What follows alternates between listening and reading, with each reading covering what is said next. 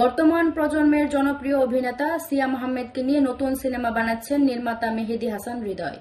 সিনেমার নাম রাক্ষস। এর নায়িকা কে হচ্ছেন তা নিয়ে দীর্ঘদিন ধরে ছিল কৌতূহল।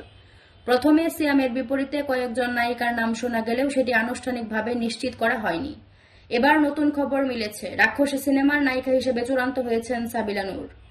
এর আগে রায়হান রাফির পরিচালনায় শাকিব খানের বিপরীতে তাণ্ডব সিনেমার মাধ্যমে বড় পর্দায় অভিষেক হয়েছিল সাবিলার। শাকিবের পর এবার সিয়ামের সঙ্গে জুটি বাঁধতে যাচ্ছেন তিনি।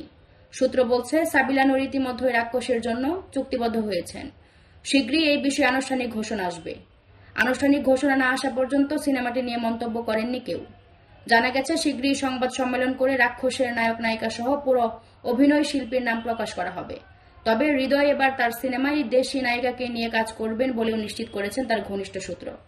সব ঠিক থাকলে 2026 সালের রোজার ঈদে সিনেমাটি বড় পর্দায় মুক্তি দেওয়া হবে বলেও নিশ্চিত করেন তিনি।